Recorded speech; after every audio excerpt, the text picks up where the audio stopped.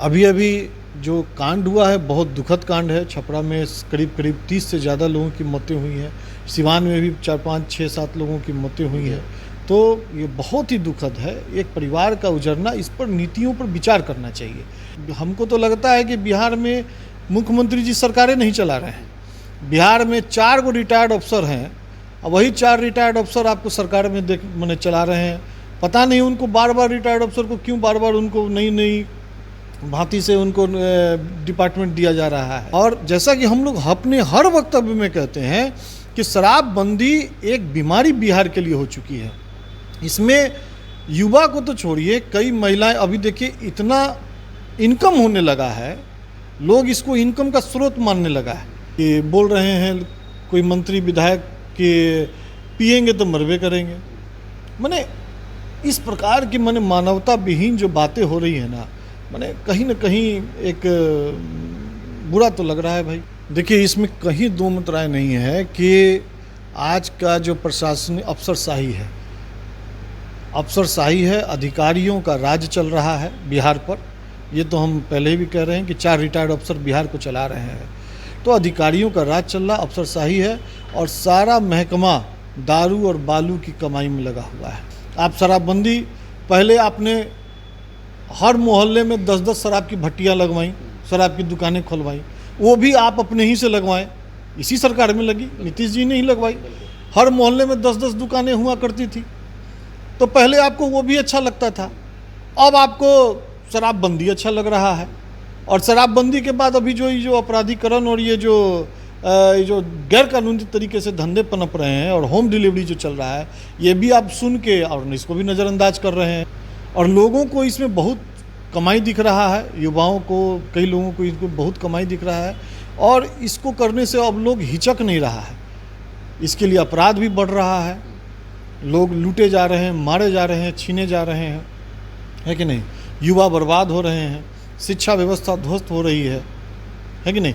और जिस महिलाओं की बात कर रहे हैं, या तो गरीब परिवार की महिला जो ईमानदारी पूर्वक अपना घर चला रही हैं, सो वो अपना कोर्ट के चक्कर लगाते लगाते अपना पति बेटा के बेल कराने में परेशान है। बिहार में जहरीली शराब जो है वह तांडव मचा रहा है। छपरा की बात की जाए, सिवान की बात की जाए तो मौत का आंकड़ा जो है वह अर्धशतक छू सकता है। देखिए पूरे जिले में खलबली है, शासन प्रशासन में बेचैनी है, चिंता का सबक बना हुआ है कि आखिर यह शराब आ कहां से रहा है। बिहार के लोग सवाल पूछ रहे हैं, बिहार के मुखिया से सवाल पूछ रहे हैं कि शराबबंदी के बावजूद शराब लोगों के पास पहुंच कैसे जा रहा है। जहरीली शराबें आखिर बन कहां रही हैं। क्या पुलिस प्रशासन की सिस्टम ठीक ढंग से काम नहीं कर रही है? क्या शराबबंदी क्या कागजों पर है? तमाम तरह के सवाल जो है वह उत्पन्न हो रहे हैं। देखिए हम मीडिया चैनलों के द्वारा सवाल तो पूछा जाएगा कि आखिर शराबबंदी को लेकर नीतीश कुमार की पार्टी हो, नीतीश कुमार हो, अपना पीठ थपथपाते हैं कि बिहार में पूर्णतः शराबबंदी है। मैंने महिलाओं के लिए काम किया। 2020 में मैं जब चुनावी जनसभाओं में घूम रहा था तो महिलाओं ने मुझसे कहा कि नीतीश जी शराबबंदी कर दीजिए, मैं आपको वोट करूंगी। देखिए मेरे साथ कृष्ण भगवान है, हाजीपुर के भावी प्रत्याशी हैं विधानसभा के। इनसे बातचीत करेंगे जहरीली शराब को लेकर। कृष्ण भगवान जी, कैसे देखते हैं जहरीली शराब जो है, क्या बिहार में तांडव मचा रहा है, आपको लग रहा है ऐसा? सर्वप्रथम तो नमस्कार आपको। और जैसा कि आप अपने वक्तव्य से ही बता रहे हैं कि सिवान, छपरा में जिस प्रकार से जहरीली शराब से लोगों की मौतें हो रही हैं, कई घर परिवार उजड़ रहे हैं और सरकार भी सुन नहीं रही है। सारी बातें हैं, महिलाओं के कहने पर शराब भी लागू की गई। आदरणीय हमारे मुख्यमंत्री जी कहते हैं, जैसा कि अपने हर एक भाषण में भी वो कहा करते हैं। तो हम लोग जो शुरू से कह रहे हैं कि हम लोग जैसे ही सत्ता में आएंगे 1 घंटे में शराबबंदी की जो बातें हैं उसको हम लोग ख़त्म करेंगे, पहली बात। दूसरी बात है कि वो शराबबंदी जब ख़त्म होगी तो उसको एक नियम और पैमाने के तहत उसको लागू करने का हम लोगों का प्रयास है। और उससे होने वाले जो इनकम है या टैक्स की इनकम है, उससे युवाओं पर खर्च करने का हम लोगों का मुख्य हम लोगों का उद्देश्य है। और अभी अभी जो कांड हुआ है बहुत दुखद कांड है। छपरा में करीब करीब 30 से ज़्यादा लोगों की मौतें हुई हैं। सिवान में भी 4, 5, 6, 7 लोगों की मौतें हुई हैं। तो ये बहुत ही दुखद है। एक परिवार का उजड़ना, इस पर नीतियों पर विचार करना चाहिए। आप एक तरफ आप एसी चैम्बर में बैठ के इस नीति का क्रियान्वयन करते हैं और क्रियान्वयन भी कौन आदमी करते हैं? जो बिहार में, हमको तो लगता है कि बिहार में मुख्यमंत्री जी सरकारें नहीं चला रहे हैं। बिहार में 4 गो रिटायर्ड अफसर हैं और वही 4 रिटायर्ड अफसर आपको सरकार में मैंने चला रहे हैं। पता नहीं उनको बार बार रिटायर्ड अफसर को क्यों बार बार उनको नई नई भांति से उनको डिपार्टमेंट दिया जा रहा है। तो अगर लोकतांत्रिक रूप से सरकार जब नहीं चलेगी तो इस तरीके की जो संभावना और इस तरीके का जो बिहार की संरचना है वो तो दिन पर दिन खराब होती ही जाएगी। आप एक रिटायर्ड अफसर के भरोसे, 4 रिटायर्ड अफसरों के भरोसे आप बिहार को चला रहे हैं। तो ऐसी घटनाएं बार बार हो रही हैं, ये चिंताजनक है, इस पर विचार करना है। और जैसा कि हम लोग अपने हर वक्तव्य में कहते हैं कि शराबबंदी एक बीमारी बिहार के लिए हो चुकी है। इसमें युवा को तो छोड़िए, कई महिलाएं, अभी देखिए इतना इनकम होने लगा है, लोग इसको इनकम का स्रोत मानने लगा है कि हम 10 बार भी लाते हैं, एक बार पकड़ा जाते हैं तो चलिए छोड़िए, हमको एक बार में 10 बार का तो 9 बार का तो कमाई आ जाता है ना हमारे घर में। तो अब तो युवा छोड़िए, मर्दों को छोड़िए, अब तो कुछ दिन पहले हमने देखा कि महिलाएं भी इसको ले रही हैं, इस धंधे में उतर रही हैं और धंधे को कर रही हैं। तो आप समझिए कि जब जिस महिला की बातें मुख्यमंत्री जी कर रहे हैं कि हम महिलाओं के कहने पर शराबबंदी लाए हैं, अब तो महिलाएं भी इस धंधे को करने से संकोच नहीं कर रही हैं। शराबबंदी को लेकर कई तरह के प्रश्न उपजते हैं। कई लोग, कई नेता यह कहते हैं कि नीतीश कुमार की पार्टी हो, शासन प्रशासन चाहती है कि शराब जो है बेचे जाए ताकि इससे पैसे की उगाही हो सके, पुलिस प्रशासन इससे कुछ कमा सकें और अनवरत यह प्रक्रिया जो है चलती रहे। आपको क्या लगता है? देखिए, इसमें कहीं दो मत राय नहीं है कि आज का जो प्रशासन अफसरशाही है, अधिकारियों का राज चल रहा है बिहार पर। ये तो हम पहले ही भी कह रहे हैं कि 4 रिटायर्ड अफसर बिहार को चला रहे हैं। तो अधिकारियों का राज चल रहा, अफसरशाही है और सारा महकमा दारू और बालू की कमाई में लगा हुआ है।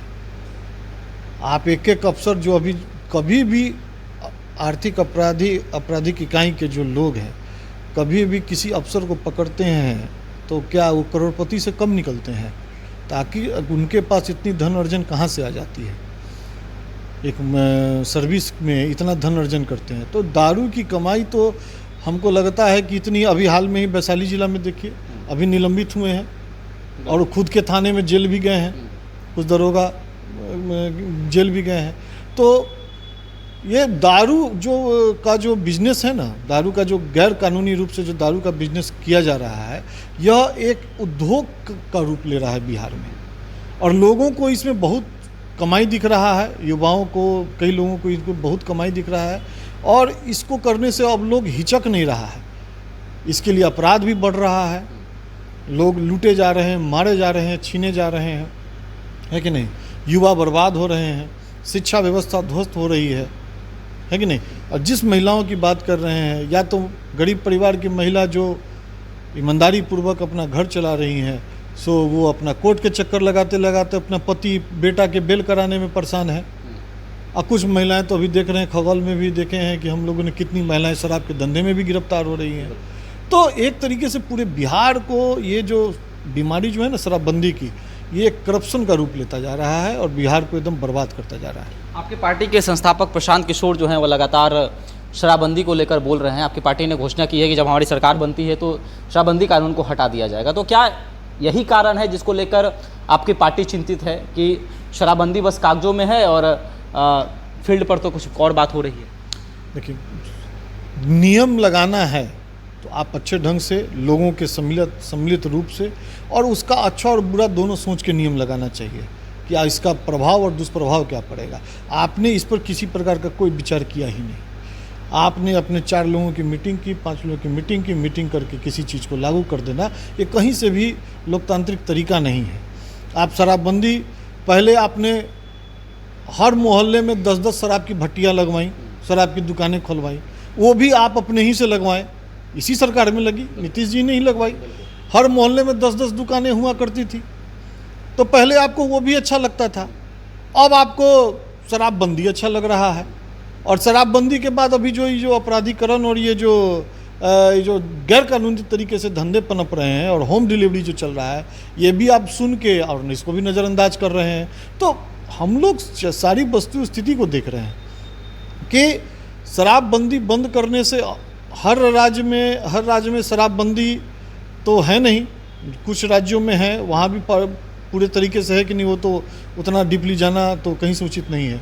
लेकिन जब बिहार जैसे राज्य जहाँ पर कोई उद्योग नहीं है, यहाँ पर पूंजी की व्यवस्था करनी है, युवाओं के रोजगार की व्यवस्था करनी है, शिक्षा की व्यवस्था करनी है, वृद्ध लोग जो हैं, हमारे जो अभिभावक हैं, उनके रहन सहन की व्यवस्था करनी है, महिलाओं की तरक्की और उनके सार्थक होने की व्यवस्था करनी है, तो आखिर ये पूंजी बिहार को मिलेगा कहाँ से? हर समय सरकार में रहें तो कहें कि हमको विशेष राज्य का दर्जा दीजिए, सरकार में रहें तो चुप रहिए, और सरकार से बाहर रहें तो हमको विशेष राज्य का दर्जा दीजिए। ऐसे लोगों को भरमाने से तो बिहार चलने वाला नहीं है। तभी से हमारे आदरणीय श्री प्रशांत किशोर जी ने इसका एक विकल्प ढूंढा कि शराबबंदी को एक नियमों के तहत, एक तार्किक नियमों के तहत और बंदिशों के तहत इसको लागू करके इससे मिलने वाले जो टैक्स जो बिहार को मिलेंगे, उससे कुछ बिहार की व्यवस्था और युवाओं के लिए विशेष रूप से हम लोग उस पर काम करें और उसको शिक्षा और विभिन्न प्रकार के जो सुधार हैं उसको लागू करके हम लोग यहाँ की स्थिति को सुधारने का प्रयास करें।